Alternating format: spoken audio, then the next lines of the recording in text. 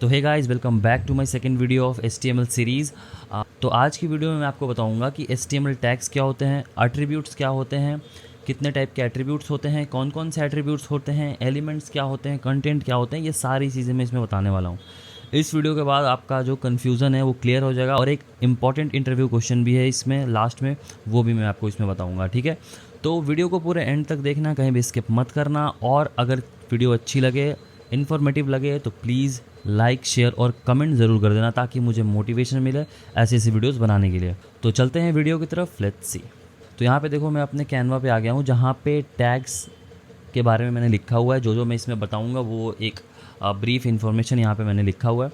यहाँ से मैं आपको बताना स्टार्ट करूँगा और मैं प्रैक्टिकल कोड करके भी बताऊँगा, आपको लाइव दिखाऊँगा कि कैसे क्या चीज़ें होती हैं। ठीक है, तो देखो, सबसे पहले तो हम बात करेंगे HTML टैग्स के बारे में। देखो, टैग्स क्या होता है। टैग्स को समझो आपकी वेब पेज के स्ट्रक्चर और कंटेंट को डिफाइन करता है वो टैग्स। ठीक है, तो टैग्स क्या करते हैं कि कंटेंट को डिफाइन करते हैं कि हमारा जो भी लिखा है मैंने वो किस कैटेगरी का है, वो पैराग्राफ है, वो इमेज है, वो हेडिंग टैग है, ये सारी चीज़ें। ठीक है, जैसा कि मैंने लिखा भी है कि ये टैग्स बताते हैं ब्राउज़र को कि किस कंटेंट का क्या मीनिंग है, या जैसे टेक्स्ट हेडिंग, इमेज, लिंक या फॉर्म फील्ड है वो। ठीक है, तो ये सारी चीज़ें ब्राउज़र को बताना टैग्स का काम होता है। ठीक है, टैग्स तो बहुत तरीके के होते हैं, बहुत डिफरेंट टाइप्स के टैग होते हैं, लेकिन मैंने आपको जैसा बताया है कि मैं उतना ही बताऊंगा पूरे सीरीज़ में जितना आपको नीड होगा। तो जैसे कि पिछले वीडियो में मैंने हेड टैग बताया, आपको टाइटल टैग बताया, लिंक टैग बताया, बॉडी टैग बताया, H1 और P टैग भी मैंने बताया। तो इस वीडियो में आपको कॉमन टैग्स बताऊंगा, 9 से 10 कॉमन टैग्स जो आपको बेसिक टैग्स होते हैं। ठीक है, और उसके बाद जो बाकी के टैग्स है, जो इंपॉर्टेंट टैग्स वो भी हैं, उनके बारे में सेपरेट वीडियो में लेकर आऊँगा। ठीक है, टैग्स मैं प्रैक्टिकली आपको बताऊँ उससे पहले मैं आपको एक और चीज़ बताना चाहूँगा कि टैग हमारे दो तरह के होते हैं। एक होता है पेयर टैग और एक होता है सेल्फ क्लोजिंग टैग। देखो, पेयर टैग्स क्या होते हैं कि उनका ओपनिंग टैग और क्लोजिंग टैग दोनों होता है। ठीक है, दोनों सिंटेक्स उनका लिखा जाता है। और सेल्फ क्लोजिंग टैग क्या होते हैं कि जिनका क्लोजिंग टैग नहीं होता है, वो अपने आप को खुद ही क्लोज कर लेते हैं, जैसे उसका सिंटेक्स इस तरीके से होता है। तो ये मैं आपको चीज़ भी बताऊंगा इसमें कि क्या है। ठीक है, और यहाँ पे देखो, मैंने कुछ कॉमन टैग्स भी लिख के रखे हैं, H tag, P tag, A tag. ये मैंने सारे टैग्स मैं आपको बताने वाला हूँ लाइन बाय लाइन, जो ये बेसिक और कॉमन टैग्स हैं विथ प्रैक्टिकल। ठीक है, तो अभी इतना ही है टैग्स के बारे में, तो प्रैक्टिकल थोड़ा कर लेते हैं। तो देखो, यहाँ पे अब मैं आ गया हूँ अपने VS कोड पे, और यहाँ देखो H1 टैग जैसा मैंने लिखा है, H2 टैग लिखा है। तो जो H टैग होता है वो हेडिंग टैग होता है। तो यहाँ पे इसके 6 वेरिएंट आते हैं, H1 से लेकर के H6 तक। तो मैं आपको ये लिख के दिखाता हूँ, और ये हो गया H6। जैसा कि आप देख सकते हो, मैं H5 को डिलीट करके 6 लिखूंगा तो यहाँ भी ऑटोमेटिकली 6 आ जाता है। और जब भी मैं कोई टैग को लिखूंगा, ओपनिंग टैग को, तो ये ऑटोमेटिकली क्लोज भी होता है। तो ये सारे VS कोड के एक्सटेंशंस हैं जो कि मैं आपको नेक्स्ट वीडियो में लेकर आऊँगा। ठीक है, तो अभी देखो, हमने H1 से H6 तक लिख लिया है। इतने ही हमारे हेडिंग के टैग्स होते हैं, इतने फॉर्मेट होते हैं H1 से H6। अब इसको हम देखेंगे यहाँ पे। तो देखो, ये इस तरीके से हमारा कोड दिख के आ रहा है। मैं इसको थोड़ा सा जूम कर लेता हूँ। ये देखो, हमारा इस तरीके से सीक्वेंस में आ रहा है। जो कि H1 टैग है वो थोड़ा बड़ा है, उससे छोटा है, ये H3 उससे भी छोटा है, ये H4 उससे भी छोटा है। तो ये होते हैं हमारे H1 टैग्स, जो कि हेडिंग टैग्स होते हैं। लेकिन देखो, बहुत से लोगों को पता है कि H1 और H2 जो होते हैं वो छोटा, उससे छोटा, उससे छोटा, बस साइज़ के लिए ही ये यूज़ नहीं होता कि हमारा एक हेडिंग बड़ा है तो दूसरा हम छोटा थोड़ा रखना चाहते हैं हेडिंग, तो हम वहाँ पे H3 यूज़ कर लें। ऐसा नहीं होता है। इसका एक और भी मतलब होता है कि जैसे हमारे ब्राउज़र को यहाँ पे ये इंडिकेट करता है कि ये जो हमारा H1 टैग है, जो सबसे बड़ा है, वो सबसे मेन प्रायोरिटी इसका है। उसके बाद सेकंड इंपॉर्टेंट टेक्स्ट हमारा ये H2 वाला टैग है जो फर्स्ट क्लास कोड है। उसके बाद उससे नीचे कम इंपॉर्टेंट वाला H3 है, ये इस तरीके से भी देखता है। दूसरा हमारा आता है पैराग्राफ टैग, जिसमें हम अपने पैराग्राफ्स को लिखते हैं। ठीक है, एक इंटरव्यू क्वेश्चन मैं यहाँ पे एक और बताना चाहूँगा।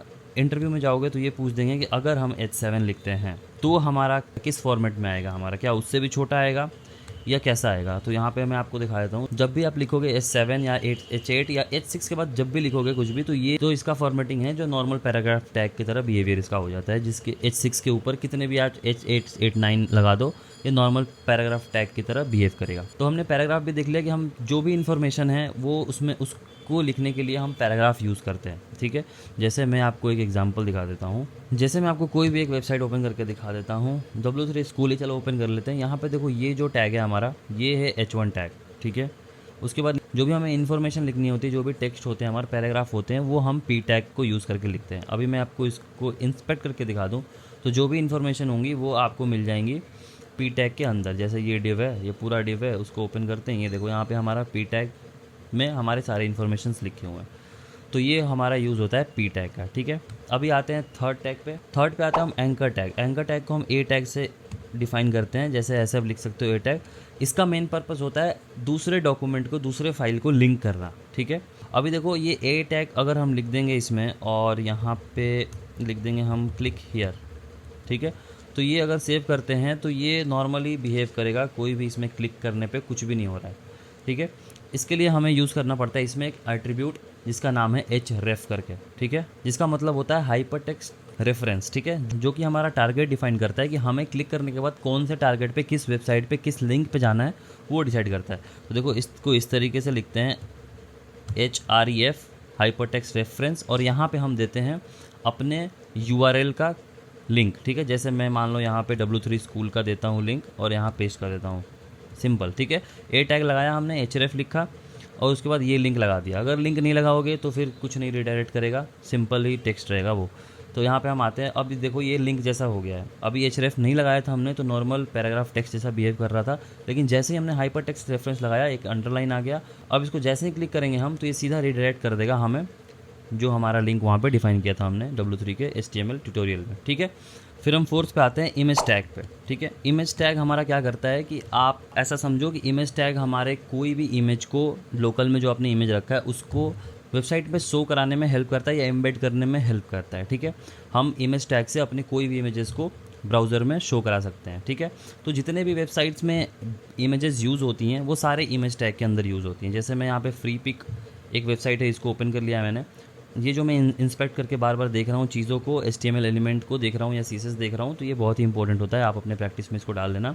किसी भी वेबसाइट में जाके यहाँ पे क्लिक करना है आपको, इसको क्लिक कर देना है।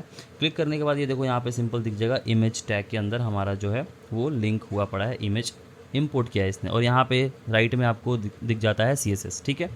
तो ये होता है हमारा इमेज टैग। तो चलो हम इमेज टैग के अंदर कैसे इमेज को डालेंगे, उसके लिए एक एट्रीब्यूट यूज़ होता है src करके, जो हमारा सोर्स होता है, ठीक है।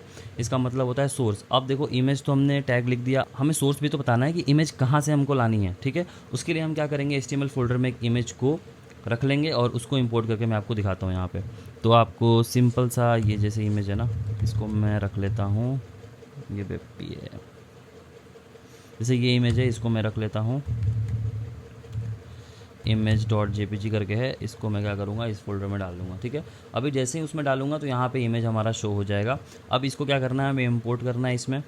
अब पाथ सेट करने के लिए डॉट/ का यूज़ करते हैं हम। जैसे ही स्लैश लगाओगे तो यहाँ से जितने भी फाइल्स हैं इस फोल्डर के बाहर, ये एक डॉट/ का मतलब है कि इस फाइल के बाहर जितने भी फाइल्स हैं, ठीक है, एक पाथ पीछे ले जाता है ये। तो अभी इमेज टैग को हमने चूज़ कर लिया यहाँ पे, ठीक है। अब इसको सेव करके जैसे ही हम ब्राउज़र में आएंगे तो हमारा इमेज यहाँ देख सकते हो आ चुका है, लेकिन ये बहुत बड़ा दिख रहा है। तो हम एक क्या करेंगे, यहाँ पे एक और एट्रीब्यूट का यूज़ कर लेंगे, विथ इज इक्वल टू लिख देंगे यहाँ पे 100 पिक्सल, और इसका हाइट भी दे देंगे हम 100 पिक्सल, ठीक है। तो यहाँ पे देख सकते हो ये हमारा इमेज यहाँ शो हो रहा है।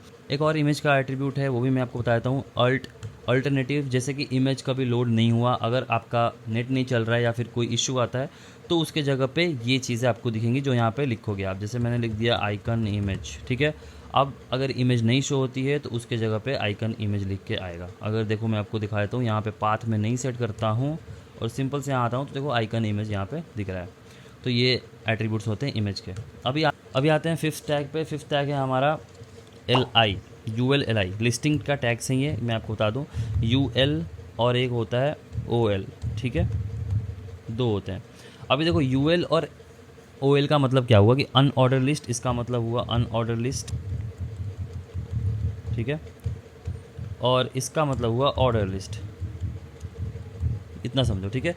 अभी देखो अनऑर्डर लिस्ट और ऑर्डर लिस्ट से आप एक चीज़ समझ में आ रहा होगा कि अनऑर्डर लिस्ट का मतलब है कि लिस्ट जो है वो ऑर्डर्ड में नहीं है, मतलब नंबरिंग में नहीं है, सीक्वेंस में नहीं है, जैसे मन वैसे लिख सकते हो। और ऑर्डर लिस्ट का मतलब समझ में आ रहा होगा कि सीक्वेंस में चीज़ें आ रही हैं, सीक्वेंस में लिस्ट आ रहा है। उसके बाद एक टैग होता है इसके अंदर लिस्टिंग शो करने के लिए, LI टैग। LI का मतलब लिस्टिंग होता है। अगर मैं लिखता हूँ इसके अंदर कार और सेकेंड लिस्टिंग एक और बनाता हूँ इसी के अंदर और लिखता हूँ मैं बाइक, ठीक है। अभी सेव करते हैं इसको, यहाँ पे आते हैं तो देखो ये अनऑर्डर लिस्ट की तरह शो हो रहा है, मतलब यहाँ पे एक बुलेट पॉइंट शो हो रहा है हमारा, और ऐसा कोई भी सीक्वेंस नहीं समझ में आ रहा है कि जिससे आपको लगे कि हाँ ये फर्स्ट में बाइक है या सेकंड पे कार है, आप कुछ भी यहाँ पे लिख सकते हो। मतलब बुलेट पॉइंट में शो कराने के लिए हम अनऑर्डर लिस्ट का यूज़ कर सकते हैं। अब यहाँ देखो ये जो बुलेट पॉइंट्स हैं इसके जगह पे आप और भी कुछ यूज़ कर सकते हो, जैसे कि यूएल की बहुत सारी स्टाइलिंग आती है और यूएल की और भी फॉर्मेटिंग आती है और ऑर्डर लिस्ट की भी फॉर्मेटिंग आती है। तो यूएल की फॉर्मेटिंग के लिए आपको क्या करना पड़ेगा, आपको क्या करना है, अनऑर्डर लिस्ट के जो बुलेट पॉइंट्स हैं वहाँ पे उसको चेंज करना है। तो देखो एक स्टाइल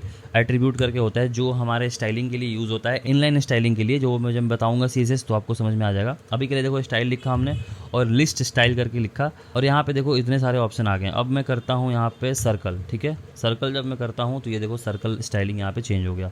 अब यहाँ करता हूँ मैं डिस्क, ठीक है, DISC, और डिस्क में हमारा ये आ जाता है। अभी कर दूंगा यहाँ पे स्क्वायर,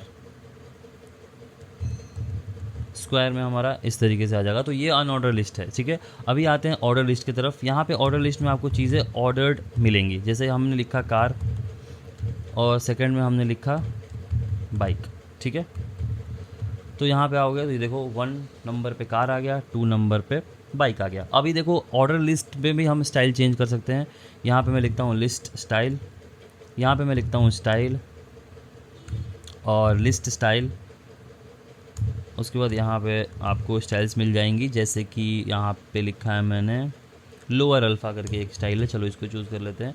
तो देखो लोअर अल्फ़ाबेट्स में हमारे ऑर्डर लिस्ट शो हो रहे हैं। तो ये 2 चीज़ें होती हैं स्टाइलिंग, इसको आप देख लेना अच्छे से। तो अब हम आते हैं 6 टैग पे अपने, जो है डिव टैग, ठीक है। अब डिव टैग बहुत लोगों को समझ नहीं आता है, बहुत लोगों को कन्फ्यूज़न होता है ये डिव टैग होता क्या है और ये करता क्या है, इसका बेसिक रोल क्या होता है। तो चलो मैं आपको अच्छे तरीके से समझा देता हूँ। देखो डिव का मतलब होता है कि कंटेनर एक तरीके का, ठीक है। इसका मतलब है कंटेनर समझो या बॉक्स समझो, इसको कंटेनर बोलो या बॉक्स बोलो। ये क्या करता है कि जितने भी कंटेंट आप इसके अंदर लिखते हो उसको ग्रुप करके एक कंटेनर बना लेता है, ठीक है। आप इजी वे में समझो ऐसा कि आपको एक कार्ड बनाना है, ठीक है। एक कार्ड बनाना है जिसमें एक इमेज हो, एक टाइटल हो, उसके नीचे एक छोटा सा डिस्क्रिप्शन हो और एक बटन भी हो। तो हम क्या करेंगे कि एक डिव टैग बना लेंगे, एक कंटेनर बना लेंगे और उसके अंदर हम लिख देंगे H1 में टाइटल, ठीक है। इमेज डाल देंगे इसमें, इमेज टैग, इसमें इमेज टैग डाल देंगे यहाँ पे ऐसे, और H1 लिख लेंगे, इसके अंदर एक P पैराग्राफ लिख देंगे और एक बटन टैग है जिससे कि हमारा बटन क्रिएट होता है, ये लिख लेंगे। अब इसने क्या किया, एक सारे एलिमेंट्स को ग्रुप करके एक कंटेनर बना लिया कि भाई ये मेरा एक डिव है, एक कंटेनर है, इसके अंदर मेरी ये सारी चीज़ें हैं। अब आप क्या करोगे, अब इसकी हेल्प से क्या कर सकते हो, आप सारों को स्टाइल दे सकते हो, एक कार्ड बना सकते हो, ऐसा समझो, ठीक है। मैंने जैसे यहाँ बटन डाल देता हूँ क्लिक मी, ठीक है, और यहाँ मैं अपना नाम लिख लेता हूँ और यहाँ डिस्क्रिप्शन लिख। अब यहाँ पे क्या करेंगे, क्लास नेम दे देंगे, एक एट्रीब्यूट है ये भी, उसमें हम दे देंगे उसको माई कार्ड नाम से, ठीक है, या जो भी मन आप दे सकते हो। इसको मैं कॉपी करता हूँ, जैसा कि हमारा CSS लिंक है तो हम क्या करते हैं यहाँ पे इसका CSS करते हैं, जैसे कि बैकग्राउंड में चाहता हूँ कि ब्लैक हो जाए, ठीक है। टेक्स्ट जो है सारे टेक्स्ट के कलर वाइट हो जाए और एक बॉर्डर मिल जाए मुझे और रेड कलर का, चलो 1 पिक्सल सॉलिड, और यहाँ पे मैं रख देता हूँ ब्लू, चलो ब्लू कलर का मेरे को बॉर्डर मिल जाए। अभी देखो यहाँ पे जाऊँगा मैं तो मुझे थोड़ा सा इमेज का मेरे को देखना पड़ेगा, क्योंकि इमेज की वजह से बॉक्स बहुत ज़्यादा बड़ा हो जा रहा है। हाइट देता हूँ मैं इसको 200 पिक्सल और विड्थ दे देता हूँ मैं 300 पिक्सल, ठीक है। अभी मैं वापस आता हूँ तो ये देखो हमारा एक कार्ड बन के रेडी हो चुका है, जैसा कि बॉर्डर ब्लू दिख रहा है, बैकग्राउंड कलर ब्लैक दिख रहा है और यहाँ पे क्लिक मी एक बटन भी है, ठीक है। अभी मैं एक छोटा सा चीज़ और कर लेता हूँ, इस कार्ड का भी हाइट विक्स थोड़ा फिक्स कर लूँ मैं। ये सारी चीज़ें मैं आपको बताऊँगा, नहीं समझ में आ रही, ये हमारा कार्ड का मैंने फिक्स कर लिया, ठीक है। तो ये हमारा बन गया कार्ड। तो डिव क्या करता है कि हम इसको एक कंटेनर की तरह यूज़ करते हैं, इसमें जितने भी कंटेंट हम डालना चाहते हैं डाल सकते हैं, उसको एक डिव में रैप कर दो ताकि वो एक स्पेसिफिक कंटेनर हो जाए और समझ में आए कि चलो यार ये हमारा एक कार्ड का बॉक्स है, कार्ड का डिव है।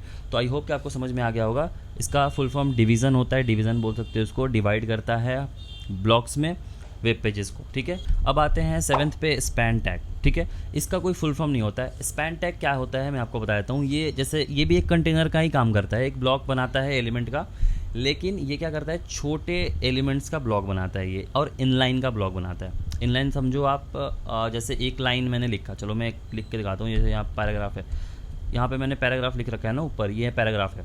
अब मुझे क्या करना है, ये एक लाइन में ही मेरे को एक स्पेसिफिक वर्ड को स्टाइल करना। अब मुझे पैराग्राफ जो है उसका मेरे को टेक्स्ट साइज़ जो है, फ़ॉन्ट साइज़ वो बड़ा करना है और इसका कलर चेंज करना है। तो हम क्या करते हैं, यहाँ पे एक स्पैन टैग लगाते हैं, उसके अंदर इसको पेस्ट कर देते हैं।